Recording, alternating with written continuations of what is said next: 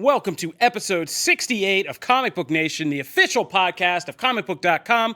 I am your host, Kofi Outlaw, and with me today, my co-host, Matthew Aguilar. What up? And back on the couch today, producer Jim Viscardi. What's up?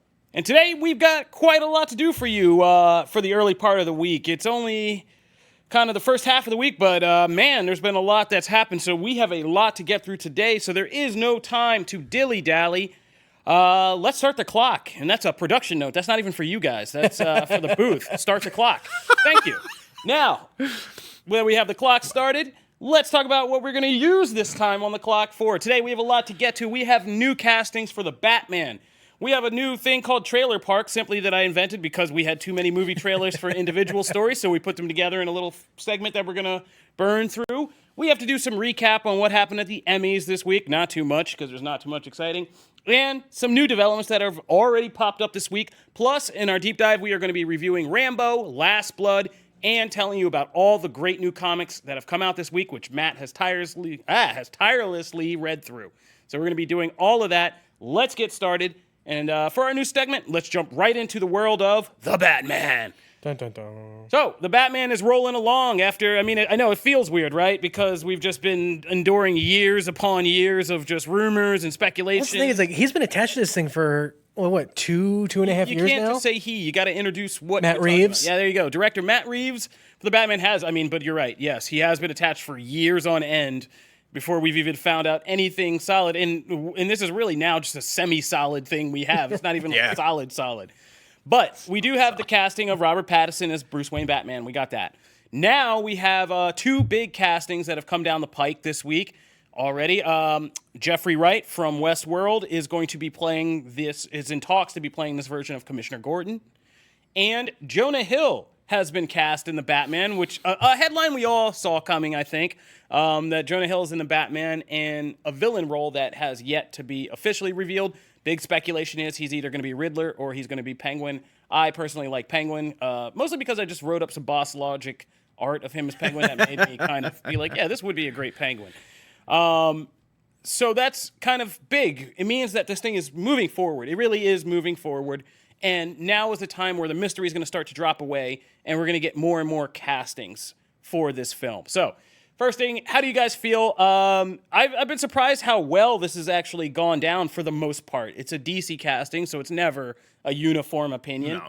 But Jeffrey Wright has been met with pretty much overwhelming acclaim. Yeah, which is big, considering that this is also kind of a switch for Commissioner Gordon. Yep. They're doing the Perry White, turning Perry White black, that whole thing we all joked about for Man of Steel. It's kind of happening again, but people are down with it, mostly because Jeffrey Wright's just a respected actor who people think will really nail this role. And of course, it has excited a portion of the fan base who's excited about what the larger implications of that casting could mean in terms of what kind of Barbara Gordon Batgirl we get in the future and so on.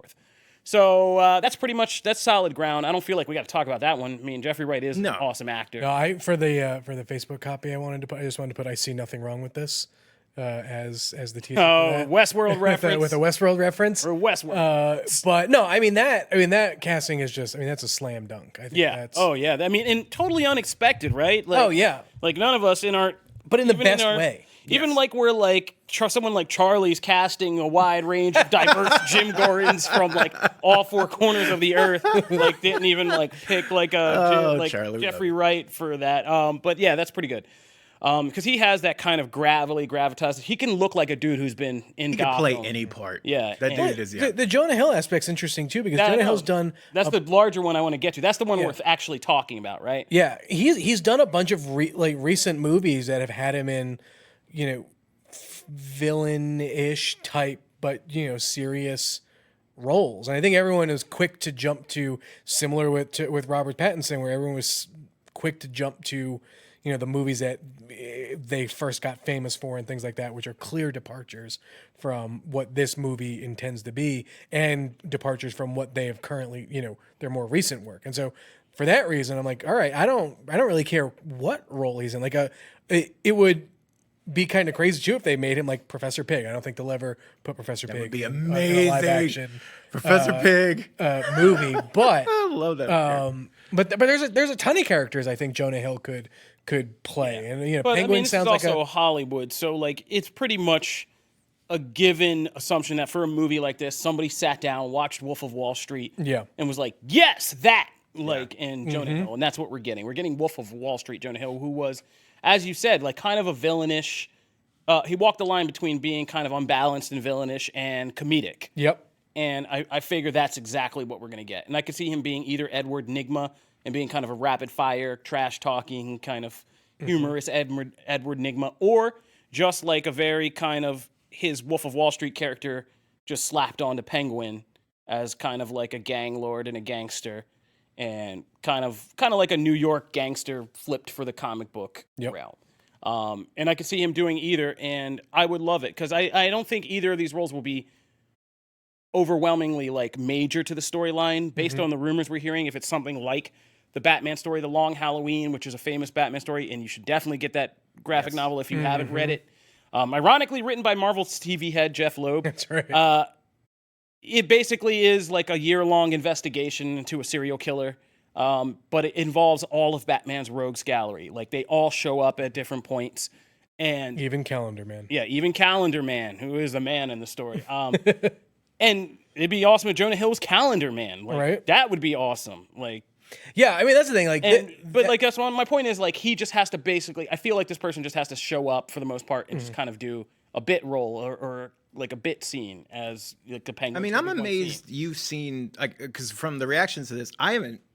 Like, I know you said, like, with Pattinson, even like people jumped to Twilight, of course, but even that reaction to that casting was not near what I expected that kind of casting to be. Like, in years past, that would have been just, we'd still be talking about that, and that went over pretty well overall. So this we one also is had the same it way, because we also had it kind of like spaced out from when the rumor broke. That's true. Yeah, and then everybody freaked out to when it was finally confirmed, and everybody had a chance. But like to get this their one, freak I've out seen nothing about Jonah Hill. Here's He's the done thing. enough. Yeah. He's done enough other He's earned his stuff. spot. Yeah, Batman has been off the screen long enough that people are just hungry for another Batman movie. They don't care who or how they get it. They just want one. I think that's taking it a little bit Well, far, but but I wasn't agree. it not too long ago when you said the opposite? No, but no. You said, I swear, at some point in time during the last I said we have. episode, I said the casting does not Receipts. feel special. Yes, because we've gotten a lot. But I think overall, as a movie, I think that is tempering the expectations and in these casting announcements. I mean, just to bring it back down to a smaller thing, I think that Jonah Hill has earned his spot. People don't think of him that way. I mean, they like him from Jump Street. Other things that he's done. People who are more familiar with his like wider range of work. no one sees him as the super bad guy anymore. Yeah, that's kind of like he's. I think our only stipulation is we want like a healthy weighted Jonah Hill. Like nobody wants back skinny Jonah Hill that much, right? Like we always like Jonah Hill when he's like a little more robust. It's his best role. So I personally would like Penguin. I think he would be a really I think he'd be really great good, Penguin. and he could do Wolf of Wall Street. Like one of the my favorite parts of that was his laugh that he just has throughout the movie. Yeah. And I would love him to just have like another signature laugh as Penguin, something like really crazy. And I think he'd be a fitting successor to Danny DeVito. But all right, we're going to keep you. I feel like we're going to be getting more Batman news like in the coming weeks. So we'll keep you guys informed on what's going on with that. We're going to move along. We got some quick items to get through. So let's start there. Game of Thrones walked away with its Emmy for Best Drama and little else. There were a lot of Game of Thrones snubs. I was shocked at the amount of "Did Game of Thrones get snubbed?" headlines. I was like, "No, did you watch that last season?"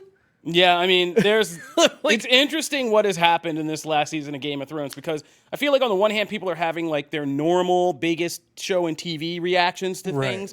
And then on the other hand, it's also one of the worst final seasons in TV reactions. Yeah. And like it's this weird two-face effect where we just, even the same person goes back and forth on both. But yeah.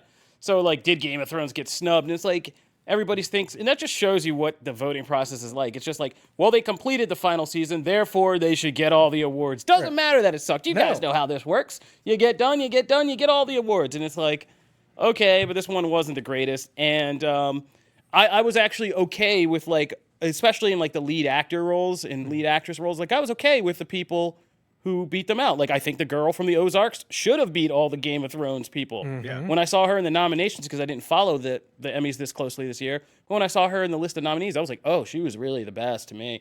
Like, and she won, and good for her. Yeah. I forget who won. Who won actor? Like, I forget. Anyway, that shows you how much we love the Well, Emmys. but I I need to pay think attention this to year, the this Emmys. year in general, I felt like no one really cared about the Emmys, and I think I forgot they were on until I started seeing Twitter. I know Fleabag won something. Yeah, Fleabag won. Fleabag won and did pretty That well. dominated Yeah. Twitter. Like, I know that Fleabag won, and then there was like one of the Michelle things Williams that came. gave one hell of a speech. Yeah, Fleabag like, won, and that's what I Seth know MacFarlane happened. tried to host the Emmys without a host, and we all found out that's a bad idea. And Terrence Howard, right? Yeah. And Terrence. I mean, the best thing about the Emmys was before the show and Terrence Howard's crazy interview, which I considered putting in here, but I was just like, it's just a crazy interview. Yeah. Like, go watch Terrence Howard. Terrence Howard is going to redefine. He's been exposed to the Mind Stone, and man, what he has learned.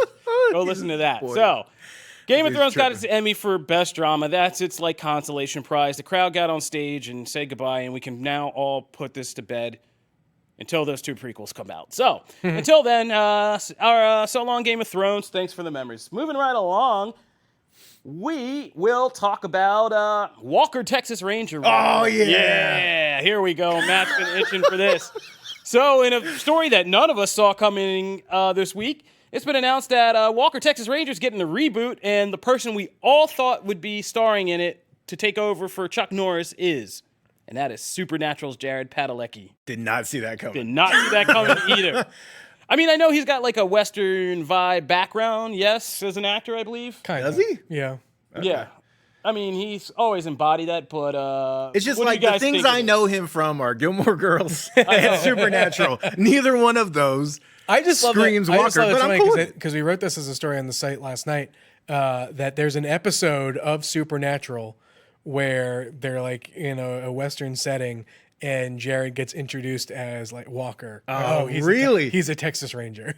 Oh my god, I might go watch this. It's So just- he's just been I gotta sitting watch for it. this, huh? Perfect. I took to Twitter after that and was like, I think I embarrassed myself with the sheer amount of characters I mean- was name dropping, and then I was like, I mean, but here's the thing: we loved Walker, Texas Ranger. Yes. This reboot, there's no way it's good. okay, well, I don't know that yet. Yeah, I know no one way. casting. So, I mean, he is official since he is, I guess, born in San Antonio, Texas. So, Yep. I guess this is like fitting for him. And I guess, I mean, we're being hypocrites now because we're Jonah Hilling him. right? Totally Thank Jonah you. You Hilling just him. went on this whole diatribe. No, it's my issue isn't even with him in the role. My issue is with just the premise of the show in general. What? What's the premise? Is not that okay?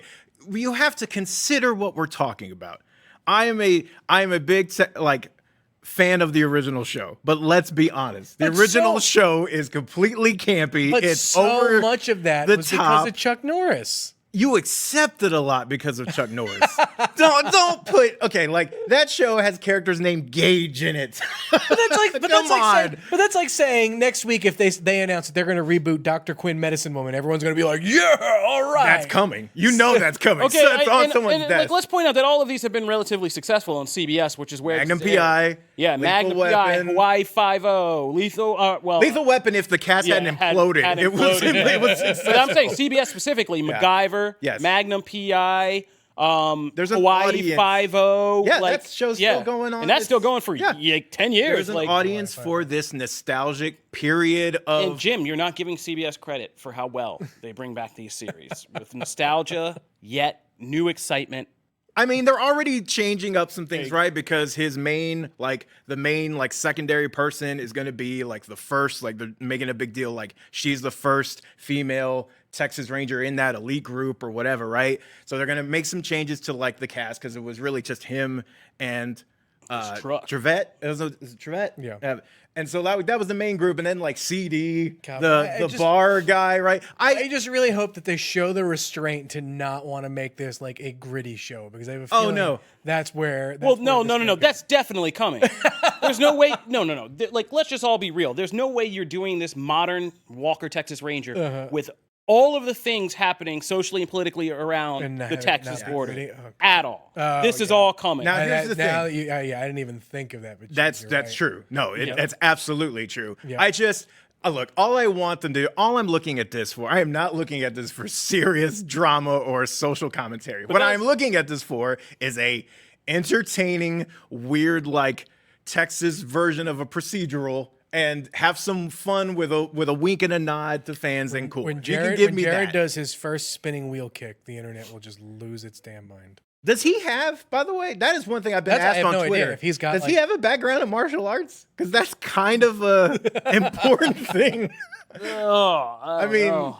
I mean, I just shared a gif of like Chuck Norris like jump kicking some poor did soul they say, across is this the lawn. is this a reboot or is this just like I a understood. I mean, it's not a revival in the No. sense that they're bringing back the whole cast, but is this like, does this take place after all of the Chuck Norris stuff? I understood this was a reboot. So that if like Chuck Norris wanted to come back, Okay, but in you know a he'll way- come back. I know, but I want him to come back as his character, not as What I would like, from what different I role. understand, it is a reboot, like complete reboot. However, as long as they leave some space in that narrative of like, oh, there was one before you, some cryptic thing, and then he comes in on an episode or something, season I'm cool. finale. well, I mean, he won a debating championship in school, and Oh, that's not good. then started. So there you That's go. not promising. Yeah. All right. But I mean, I figure it's going to be in line with the other CBS shows that have been rebooted like this. So it'll be kind of action and some humor and something that Fun like, fluff, right? yeah, my grandma's going to love this on like Sunday night. Like or whenever it Ion's airs. going to show this, like tons of episodes of this syndicated later on. Yeah, like, absolutely. This I'm is looking forward made to those for Labor when it Day. hits 5 This is seasons, made for you never know. WGN. All right. This Memorial Day marathons are going to be lit, Yeah. fam. All right. So, moving right along. When we come back after our break, we are going to jump into our trailer park where I basically just invent something so we can go through a bunch of movie trailers very quickly. So, stay tuned for that. All right. Now, we have a lot of movie trailers. We've had, I mean, not just movie, but we got movies, TV trailers, like everything's coming at us because fall season's coming. And yeah, a lot of things are kind of hitting the screen. So, It's premiere week. yep. First things up, we got our Arrow final season trailer. Yay. Wow. Wow. I'm sorry. Did I give that away? God. I'm sorry. I was trying to be. I'll tell you what, the Hashtag dead. The most exciting thing about Arrow season 8 right now is how it leads into Crisis. Crisis, but also Oh. a Birds of Prey ish spinoff with You all- always are with all jumping the canaries. damn gun, Jim. Well, I said, but He's got that's the only. segues. Like, I got I didn't- segues I didn't for even- this. I haven't seen I the write notes. them I'm into sorry. The show. Okay, but anyway, yes, Jim spilled the beans already. So Arrow season 8 trailer's out, and it's a trailer. It has the people in it. It has the basically, yeah, it basically asked the question, how will Oliver Queen kind of reconcile his death? And they try to tease you with some crap like returning characters like Tommy Merlin and his mom, but it's a crisis time, or he's dead, or a lot You of guys are things. killing this trailer, and yet I got grief for my reaction. I mean, it's not a great trailer. I mean, Okay, at this thank you. point, like, it's just him, like, all the footage looks cool, actually. Like, the scenes, the sequences, and the setup, it looks like a very dark, go for broke, Star City final run. So that's cool. But yes, there's also a future storyline that was started last season, featuring Oliver's kids, and, his daughter kind of steps up and saves Star City in the future from, basically Skynet. And she inherits the mantle of Green Arrow. And now we found out today, as Jim, would you like to tell the people? Her, Juliana Harkavy, and Katie Cassidy. Katie Cassidy will be leading the spin-off show after season 8, Canaries. So it's not over, Arrow fans. We're going right into a Canary show, and they established this already, as the Arrowverse always does. They're always doing backdoor pilots to things. So last season, they established that in this future, there is a League of Canaries that is led by Juliana. Juliana Harkavy comes out of retirement. She's like but Katie Cassidy's character still leads a League of Canaries. And This it is still has, the like, alternate universe, Black Katie Cassidy, right? Yeah, she came over and she replaced Laurel and became a good Right. guy. Yep. And she does that into the future, becomes a truly good guy and leads the Canaries and recruits like Renee, Wild Dog's daughter, joins and like all that stuff. So that's already been established. They'll flesh that out this final season and we'll get that. And which I, for one, am happy for. I like Katie Cassidy in her. Yeah. Like, she's been great. I love Juliana Harkavy. Yeah. She's been I awesome. do mean love. Like, Yes. it'll be interesting to Yeah. see Preach. though what the expanded cast looks like and what the supporting cast looks like, because Well, they've already kind of teased. I would imagine that the guy who plays William, Oliver's son, unless there's some storyline that takes him away, that he stays around. Diggle's son is like this double agent dude in the Deathstroke League, and like I would expect he comes back to Connor. So, yeah, because he has a romance with Oliver's daughter that's been like slow burning. So, which is weird, but I guess keep it in the family, I guess. But yeah, so that's all going to be going down. So I'll see. But it just lets them play with a fun premise of future versions of people. Yeah. And the thing that I think you're kind of failing as our boss right now is you did not immediately come in and say what I immediately pitched to Jamie, which was, does this leave room for Batman Beyond to be introduced to the Arrowverse? Ooh. See, I know how you think, Jim. There you go. Ooh. Yeah, there you go. Matt volunteered for that one. All right. Moving right along to the next trailer, we got, so the Canary spinoff's happening. Frozen 2.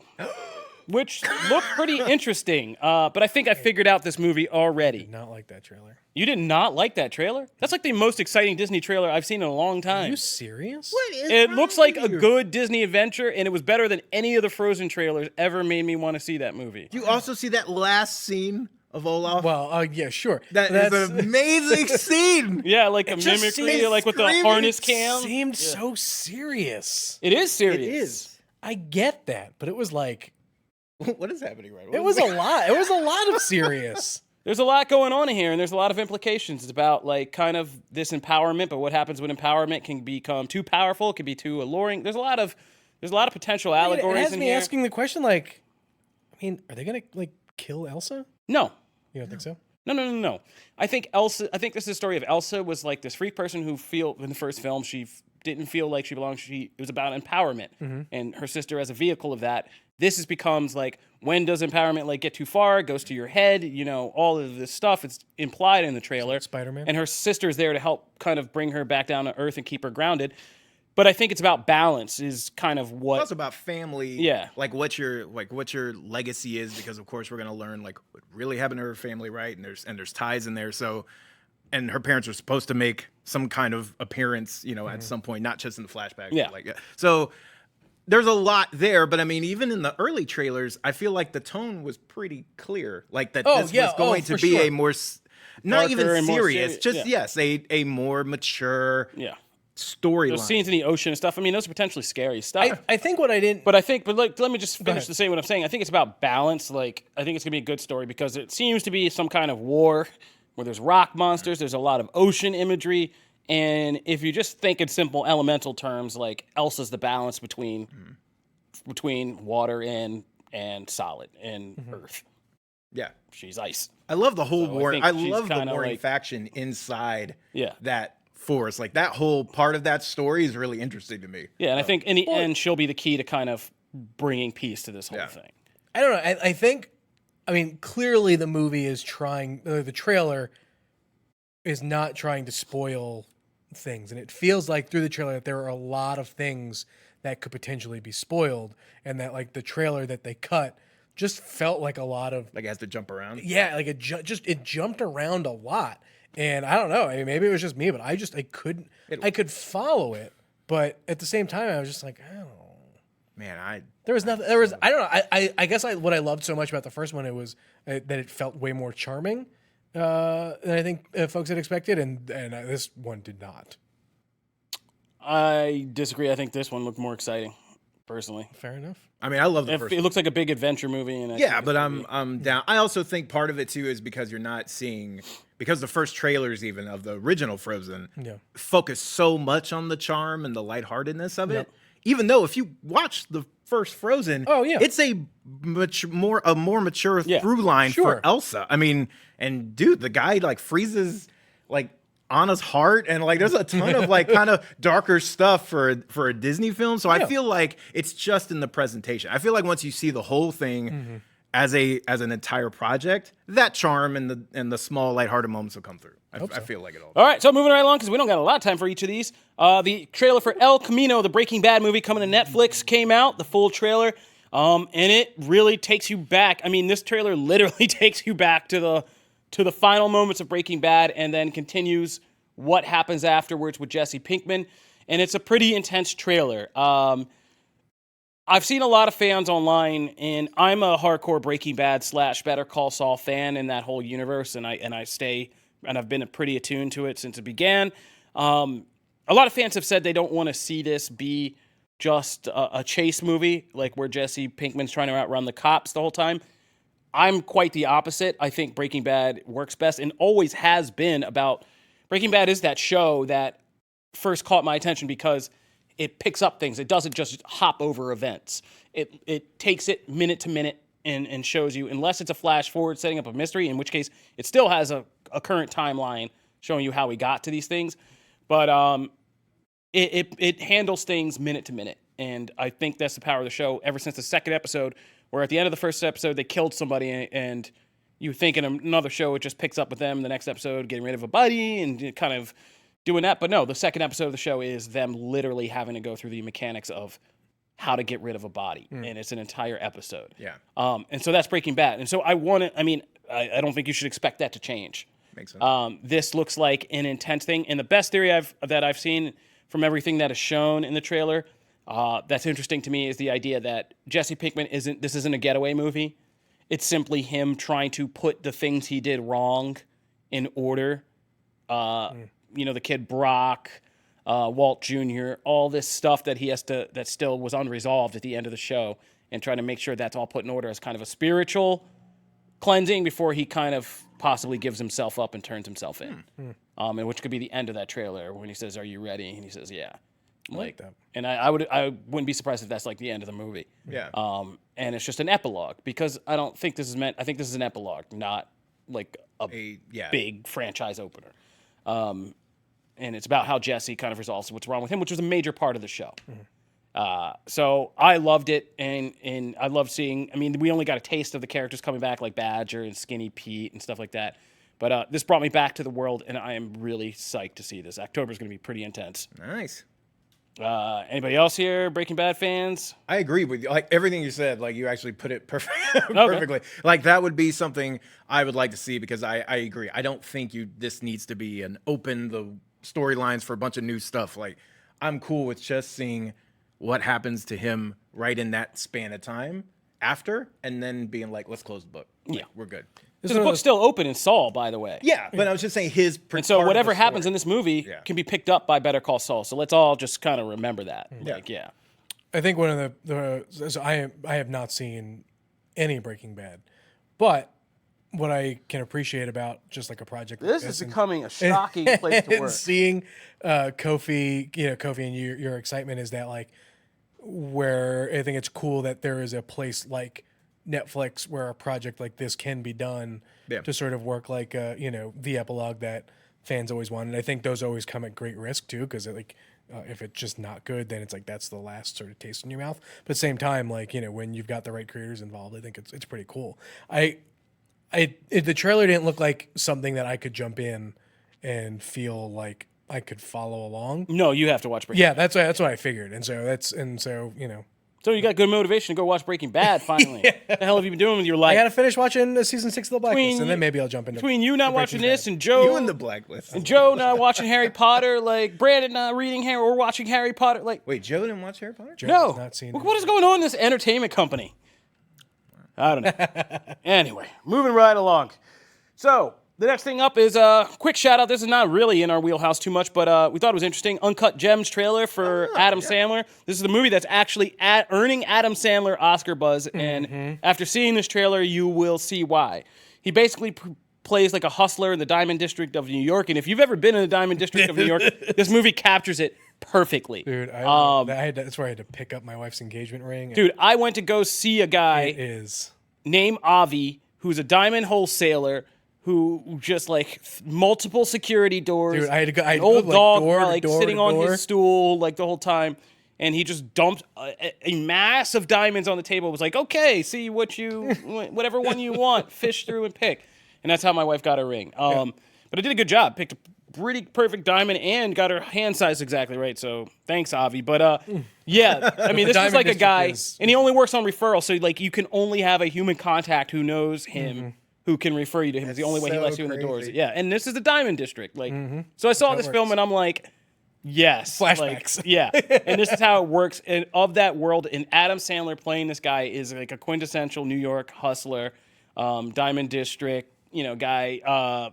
Yeah, it looks great. And it looks like it's going to mix really intense thrills with drama and allow Sandler to be humorous in this role at the same time.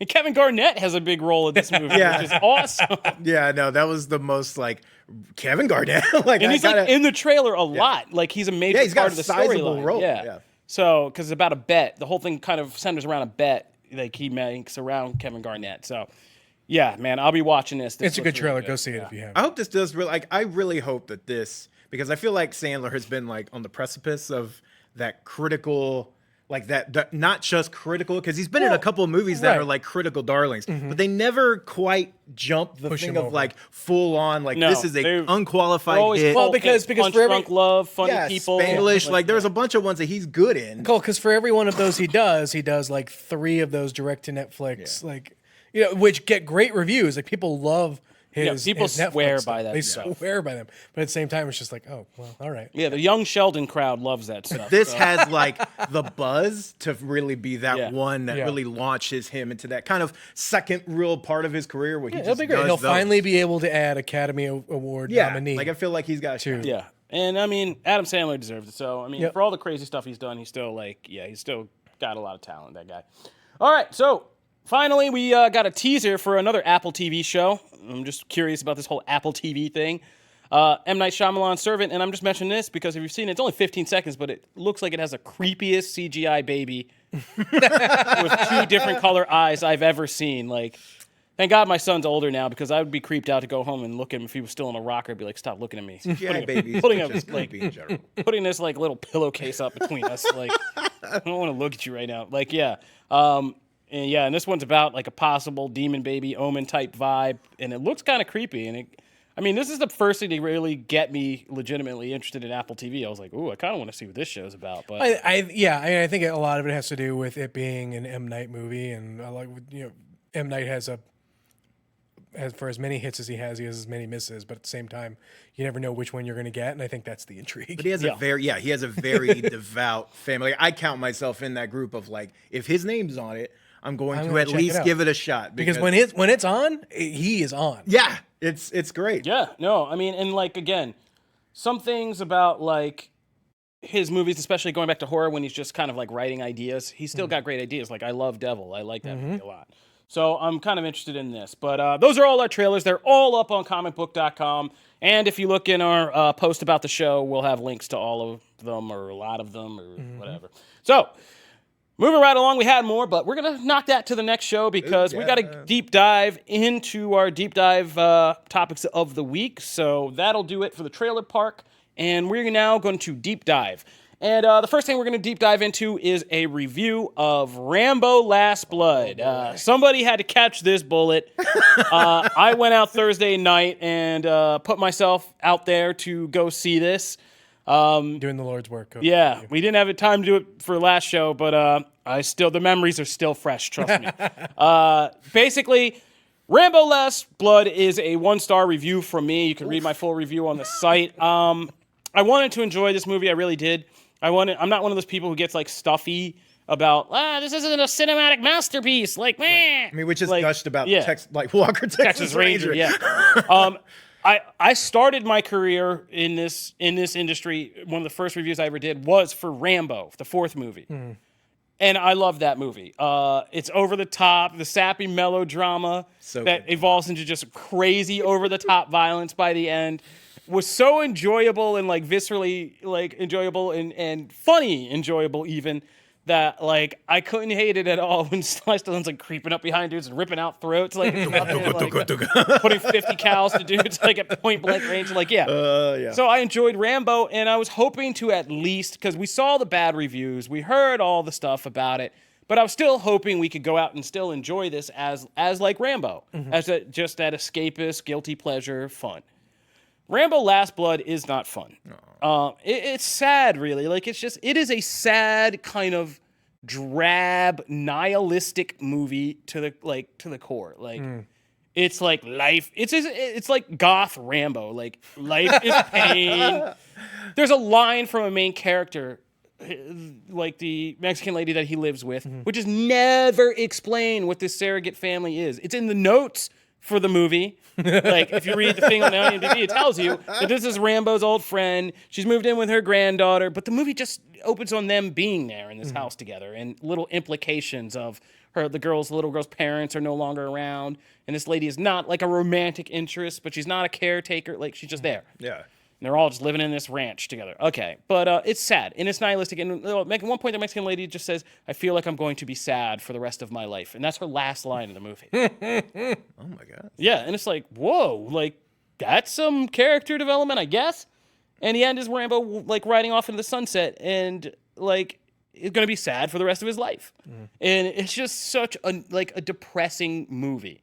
And for no logical reason, like. Right. Rambo alternates in this movie between being a Michael Myers supernaturally like masterful killer, and that's what the kill scenes at the end are like. It's just like there's no logic to it. It's just a house and a bunch of tunnels under the ground that you never knew why he built a full mining operation under his ranch. But it's never explained again. But at one point, he lets the girl have one of her last high school parties in these tunnels. Just randomly. He's like, your friends will think that's really cool. And apparently the writers of this movie think that high school kids want to party in tunnels. Because then they have a scene where the kids think, oh man, these tunnels are bad. Like, and it's like, who says that? I guess they do things different in Arizona or something. Like, I don't know. But yeah, so it's just... Poor bored youth of Arizona. And it's about, like...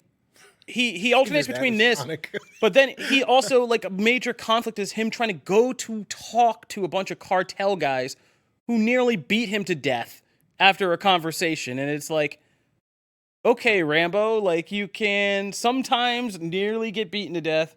Other times, you're like Michael Myers and unstoppable. And this movie just kind of picks and chooses when that happens. That's a shame. And the kills it's filmed horribly. The kills are stupid. You don't see anything. Here's like a kill in Rambo Last Blood. You see a guy going up a dark tunnel. Then you see a bunch of stuff moving and jumbles, and you're like, wait, what's happening? And then all of a sudden you see this kill shot where this guy is impaled through his face by a hook, and you see a gruesome torture porn, like, shot of him. And then, like, we move on. And Rambo walks out of his shadows. Is it randomly. R or PG-13? Oh, it's hard. That's R. So why? I wonder And then, why like- they didn't show. Because it's filmed horribly. Oh. And then Rambo walks out of the nearest shadow that he's magically in and puts a double barrel shotgun and blows the guys off anyway. Yeah, I mean, he has to shoot every guy who gets impaled on a trap anyway. Every single one. Like, he blows their head off and you shoot. Of course. There's some Kano moments in this. I saw one person, when the violence starts, Rambo stabs a guy in the chest with his huge knife, pulls it out, reaches in, pulls out the guy's collarbone, you've and said starts this twisting it around while interrogating him. And I looked to my right, and I saw people in the theater, guys much older than me, who had obviously been longtime Rambo fans, just looking up like, what is happening? Like, a scene of, like, twisting around somebody's collarbone. It's just... Exactly. It's just like, what... Did I walk into Saw? Like, what is it? Is this Hostile? Like, what did I walk into? Like, it's not even action anymore. It just goes from sad, badly, terribly acted melodrama to just, like, torture porn horror. And it's like, this movie's a misfire on every level. So it's a sad end to Rambo. Like, don't pull this character out again. Don't try to give him another final thing. Just, like, wait till Ryan Coogler or somebody comes off, talk about, like, Rambo's, like, old partner from, like, That's his so weird, unit though. or something. Because does the a spin-off. same dude that did Rocky Balboa, which is one of my favorite Rocky movies, and but it shows, like, he has the capacity to, like, develop a character, talk about family drama in an interesting way, show an aging character in a progression that's interesting. Like, he has that capacity. So I don't understand why he Well, I mean, this couldn't movie apply also that has, to like, Rambo. some, like, very questionable things about Mexico and its view of Mexico and, like, what happens. Mexico is basically like, don't go to Mexico, you will die. And worse. And, like, yeah, there's a whole thing about human trafficking, Subtle. implied just sexual assault. Like, yeah, it's a lot of really dark stuff and really nihilistic stuff. It's not a fun movie. I don't recommend it for anybody. I don't recommend it in theaters, home video, or anything. Watch Rambo again. Pretend it ended there, just like Godfather, and you will be better for it. So that is my review of Rambo Last Blood. And Sly Stallone, who made us marvel at his performance in something like Creed as an aging Rocky Balboa, is god-awful in this. The scenes with him and the young girl that he's supposed to be like Daddy Rambo to are terrible. Like, some of the worst I've seen in a long time. So Damn. yeah, Wow. just skip this one. Pretend Rambo was the end. You will feel better. Just watch that inside. battle scene again. That's weird. Yeah, you'll feel so much better inside. That's what I did. I immediately went home and watched that on YouTube, and I laughed, and I was having a great time. I took the popcorn I had So with me in the good. theater, sat up, shoving it in my mouth, watching the end of Rambo 4 again. So, yeah. Sorry, Rambo, you deserve better. All right, so moving right along from that happy topic to Matt. Matt, it's that time of the week again. Comics are out. What's hot? What do we need to know? What should we be buying?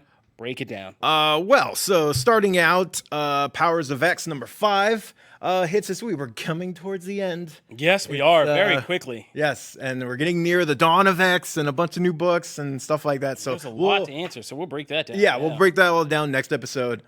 So read it. Definitely read it, though. There is a lot to process here. Can we all just admit we've all lost the powers of 10 thing they tried to enforce on us? We've Did all I been say saying, X? Yeah. Did I say X? We've all been saying X. for Ah, like weeks. dang it.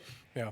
It was never going to last. Yeah, it was not. Pox works so much easier. If you've been paying attention to Absolute Carnage, there is a new tie-in, which is Miles Morales. In the last issue of even just the regular series, you saw that Miles was turned. Doppelganger Miles. This one is very, again, they continue to bang these tie-ins out of the park. I really enjoyed this as a tie-in. Even the Amazing Spider-Man, which isn't really on this list because it's not as strong, but it's still a good, solid tie-in. Like, they have yet to really deliver a bad one. That's amazing in an event this scale. Marvel also has Strike Force number 1, which has the team up of Blade and Spider-Woman, and you should definitely check Yeah, it out. And Random. Angela and Winter Soldier and Wiccan.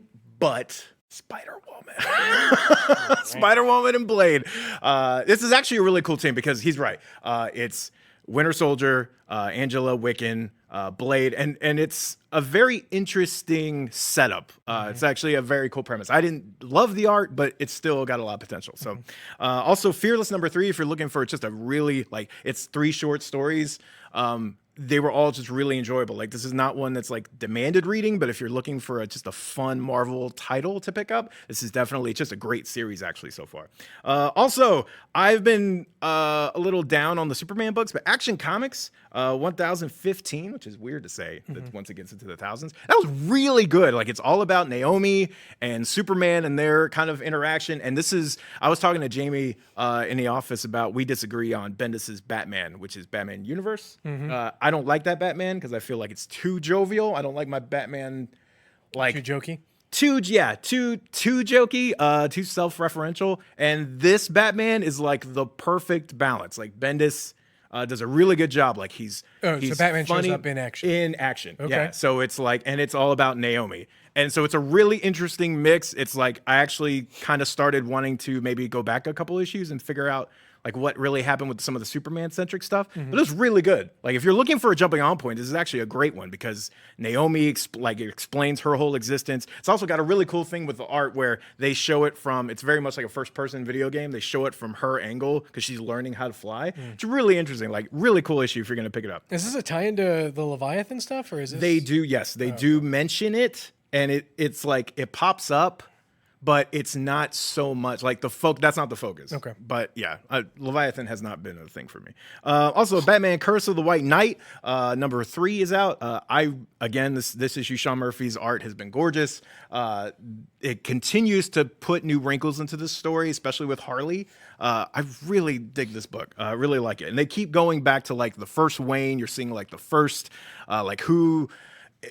because like the Order of Dumas, the Saint Dumas, has been like something that I don't necessarily love. It depends. I'm really picky about that. This has done a really cool job of like showing the dynamic between the Waynes and them, and like the feud that kind of started between them and all that stuff. Really cool stuff.